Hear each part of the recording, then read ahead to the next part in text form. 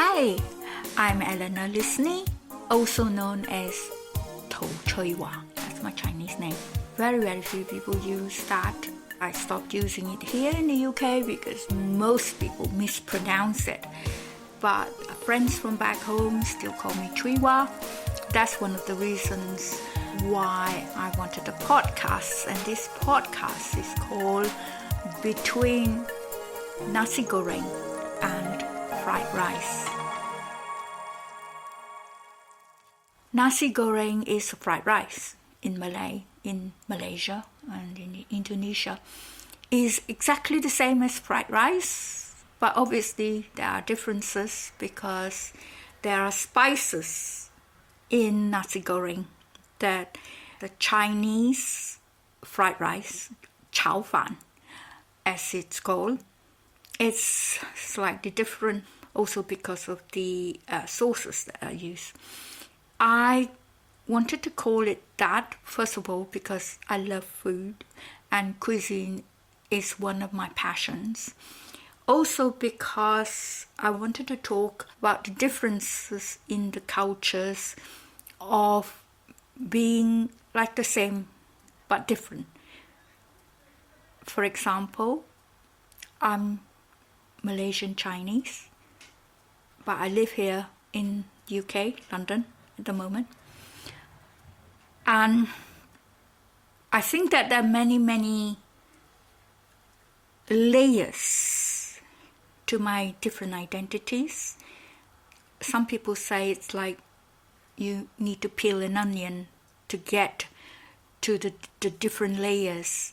And the exploration is the different identities of being a Malaysian Chinese.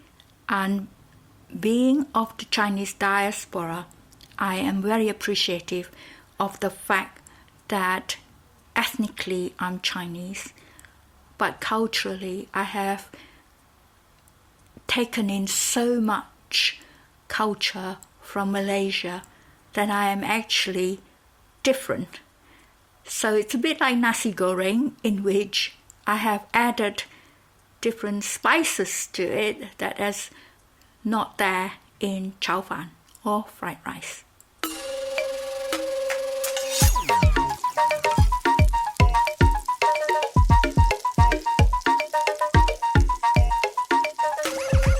Hi, my name is Eric Wu, and I'm a student dietitian studying at university here in London. I'm also an advocate and artist that works with the East and Southeast Asian community here in London and abroad. I've worked with the British East and Southeast Asian Network, Violence Against Racism, and Citizens UK on a variety of different projects ranging from mental health to immigration rights to different arts projects. And I'm a very loud and proud Chinese American as well. Eric, I've got a terrible memory. Where did we meet? I know it's a performance. Can you tell us more about it? Because my memory is terrible. Of course. So we met back at a creative workshop for East and Southeast Asian members of the community in London. And we formed a group to create a performance piece just to raise the general profile about stereotypes and racism and kind of struggles which our community faces. Yeah, if I remember right, it was called AAA. Yes. It wasn't Alcoholics Anonymous. No.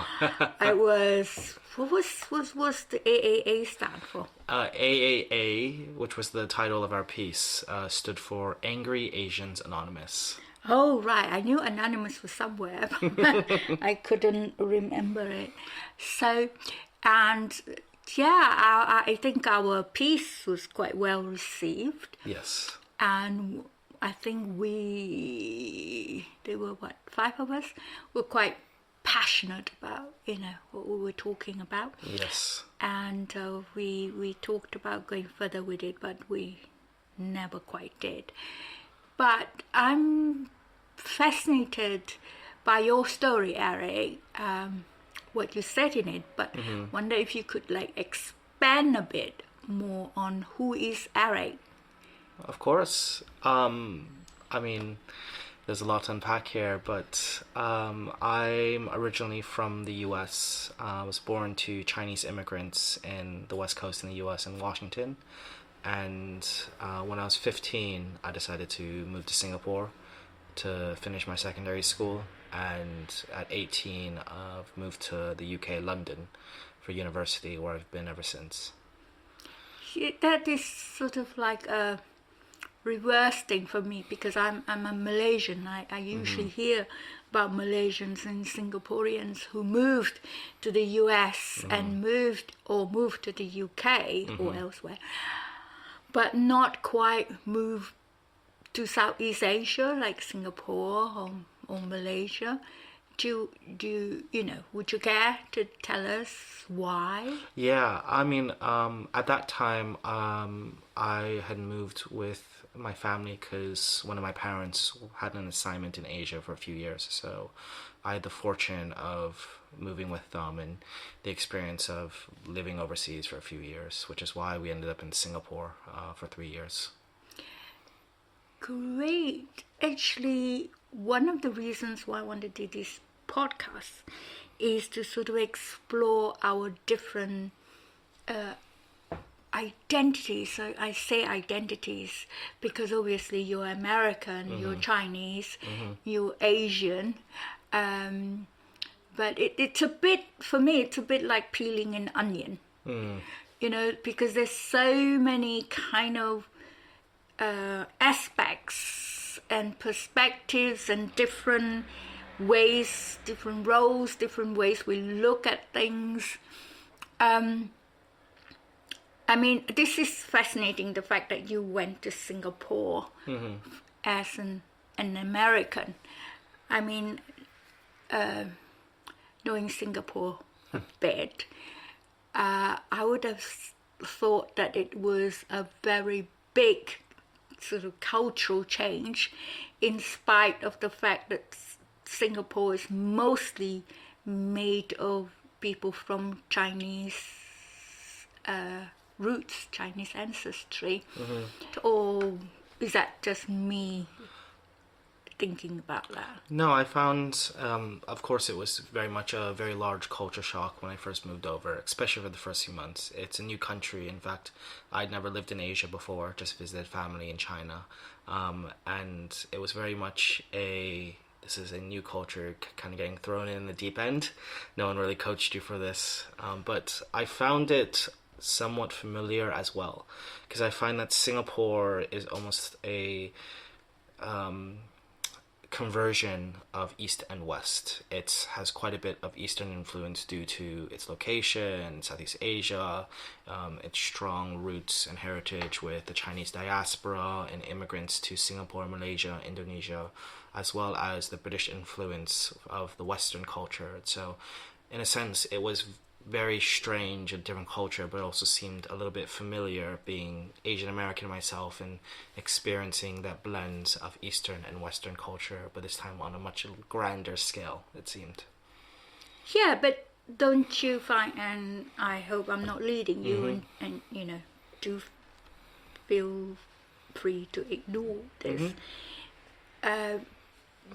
but don't you think that the difference between Singapore and America is that there is not just the culture and sense of ethnicity, but the culture in the sort of politics and kind of the way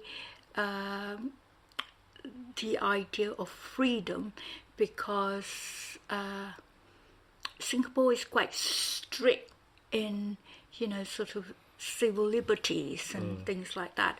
And America has this idea that they're the beacon of democracy, etc. I mean, did that sort of impact on you at all, or maybe it didn't? I mean, I think it actually quite did. I agree with you. There's in terms of a lot of things, such as being able to speak about things freely or criticize things freely, I think there was a very large culture shock and large adjustment. But I think for me, going from an environment where even at university, even in high school and middle school, people are very vocal, people are very political. You have a very politics is kind of runs through the community. You always see it running around. To go into a sphere where you kind of had to watch what you were saying in public, especially. It was quite a bit of a shock, but it also kind of ingrained in me the importance of knowing that when to speak out, and especially the thought that it is important to often speak out, because for voices and for communities which are often muted, whether by force or if not by the larger population, by the government, it's even more important to speak out and to raise our voices and to create that rustling of the feathers. Yeah, I think I would feel that if I live in Singapore. But on the other hand, I think as Asians, we're probably very used to sort of Confucianist type of filial piety. Yeah, so it's not so much of a shock, perhaps. Yes. Yeah. I was just wondering if there's a specific experience in your life that caused you to change your perspective on being an Asian American, because you said you moved to Singapore when you were like 15, 16. Yes. So was there anything that has sort of changed what you think about being an Asian American? I've been reading, I think her name is Lisney I, as her experience of being an Asian American, and how that is sort of very difficult time for Asian Americans. Of course, she's much, much older than you are. During the time, in that time, sort of not exactly after the Second World War, but not far from that time. Mm-hmm. So was there a specific experience?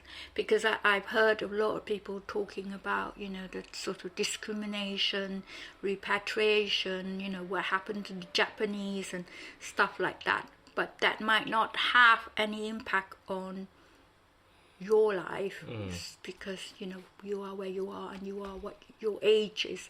So it might be different from different generations, if I can say that, of Asian Americans. I mean, I can't really pinpoint one exact point, but I think one period of time which kind of awoke the sense of a little bit of differing about being Asian American was especially when I was in middle school, and you would have kids who would tease you about your culture and your ethnicity and tease you for being Asian.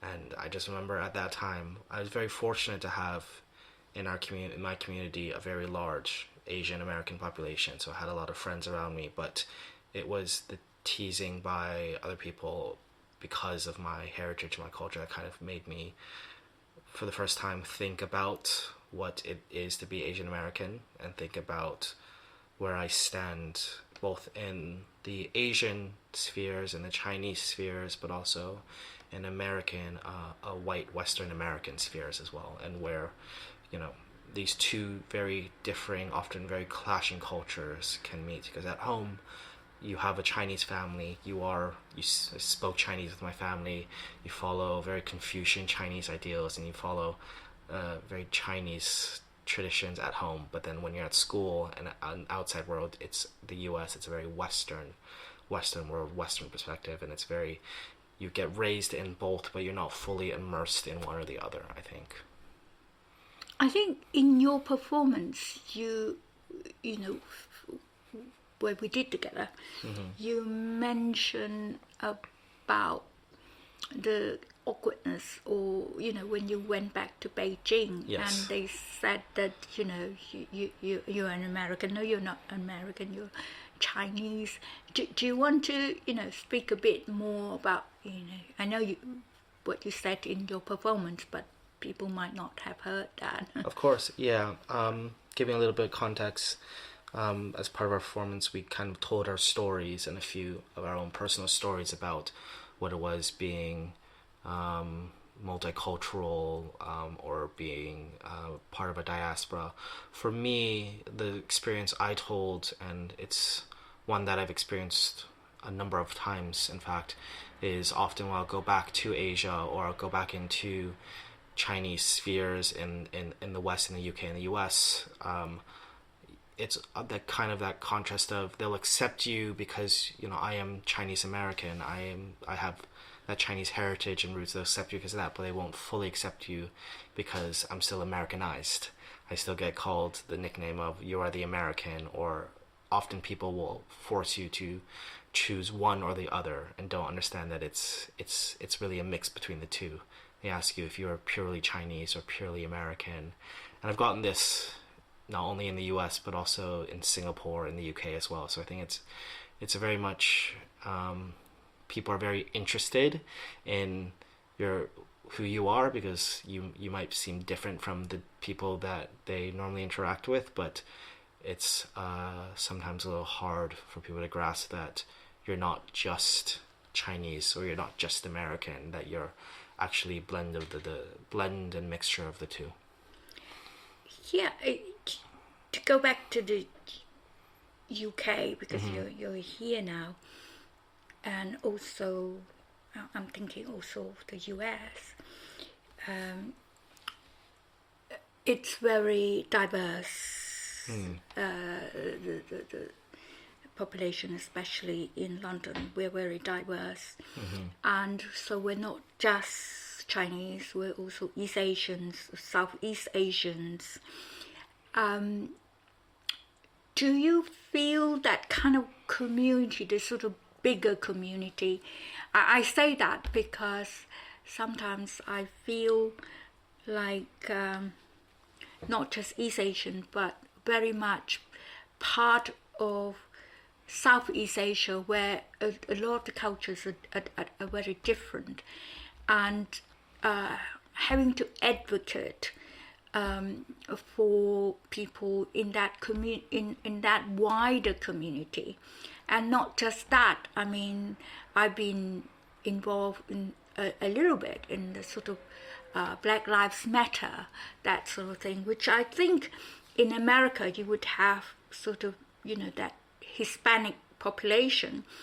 And I find that for reading some of the literature, some people of Chinese heritage, I feel, do not feel any association with the wider kind of immigrants, the sort of immigrant population.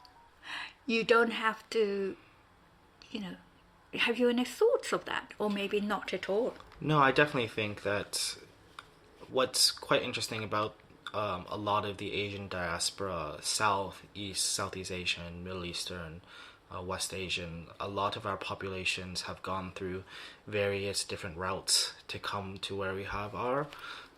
For instance, someone might say that they're Chinese heritage, but their family might have immigrated from Hong Kong directly to the UK, or they might have gone through Southeast Asia and then immigrated through the UK, or they might have been here for a few generations. There's so many differing paths, and the community is so diverse that I think that there's always a space for everyone. But I feel that there still is this sort of disconnect, especially when we're thinking about the population of new immigrants who've just kind of came to the UK to work and study for a few years, and personally don't necessarily aren't here permanently and don't integrate with the wider diaspora community that's here. And of course there's cultural differences between someone who's born and raised in Asia versus someone who's from Asian heritage and kind of born and raised in the West.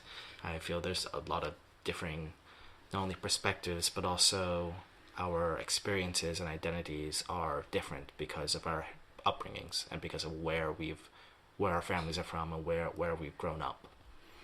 What would you like to see? I mean, for me, I think that I'm not so sure about integration because that's not always a good thing. I mean, how do you keep your own identity but yet, be open to other communities, or to be open to other cultures, whether it's Asian or Western, and that can be so confusing. Do you have any kind of like strategy, or do you have any kind of like thoughts that, if I was a new immigrant, for example, what would you say? What advice would you give? Well, I've gone through this very similar path myself, coming to the UK and not being familiar with the diversity of cultures from the UK, the diversity of peoples that are here.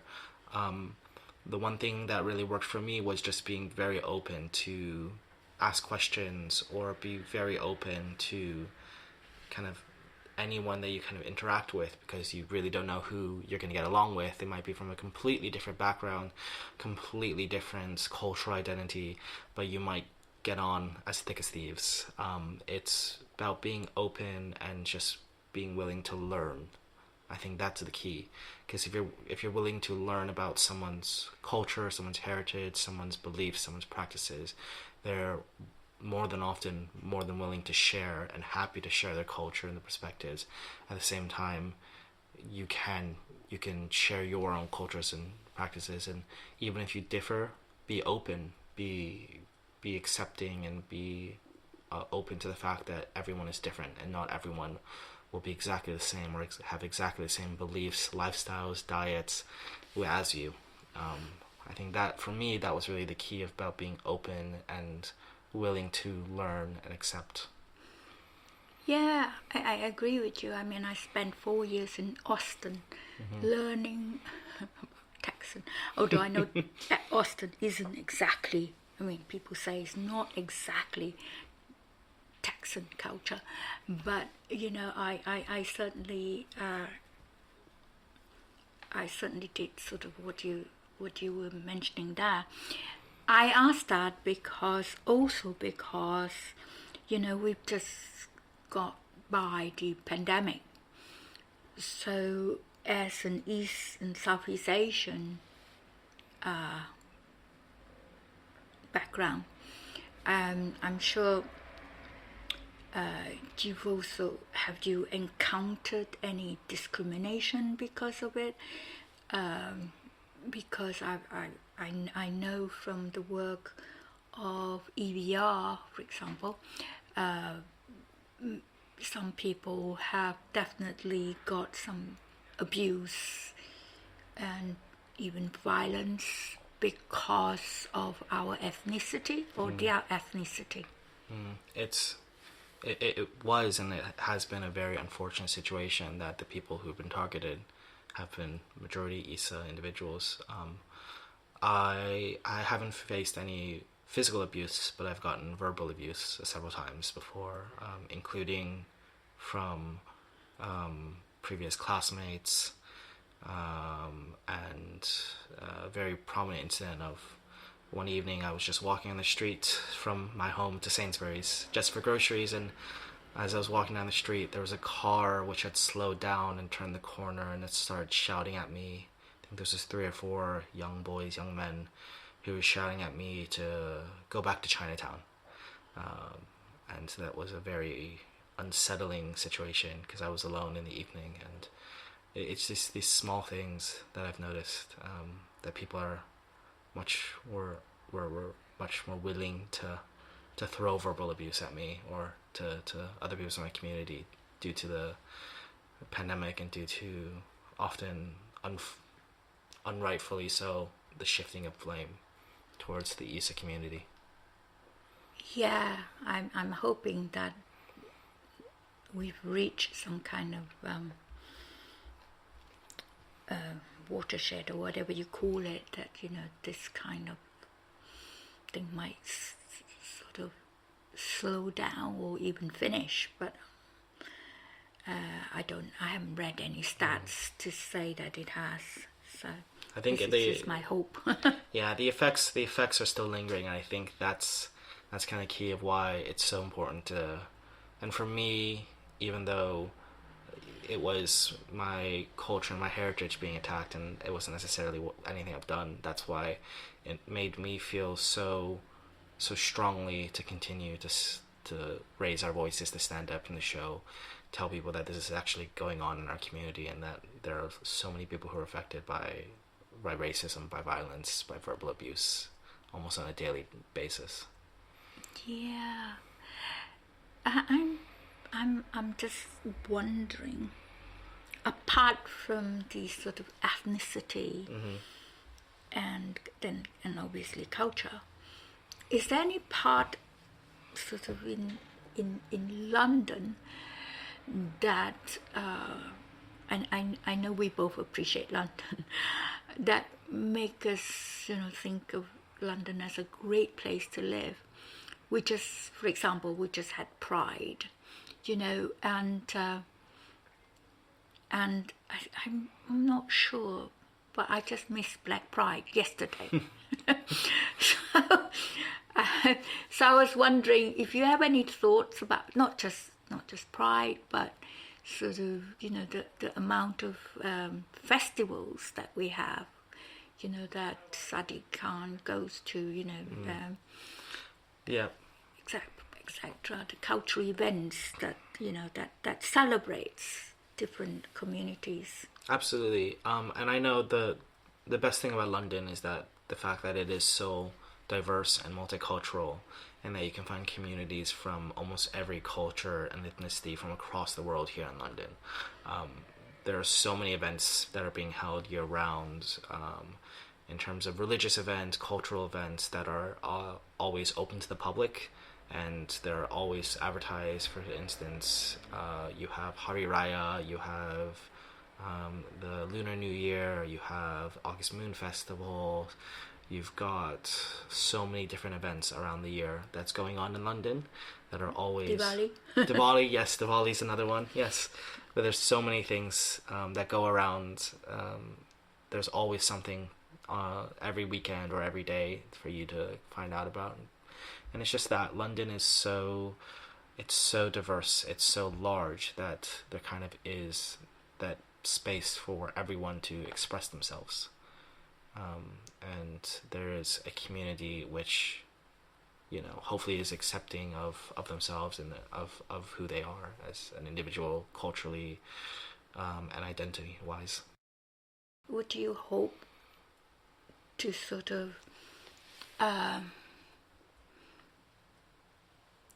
improve, if you want to call that, or in the sort of cultural awareness as an East Asian, or as an East Asian with Western upbringing, if I can say that? Absolutely. I mean, for myself, I know that I'd like to see more acknowledgement, more awareness of East and Southeast Asian pop culture, maybe that type of culture, which we don't even as East and Southeast Asians here. Both those of us who are not born here, or who might not speak the language,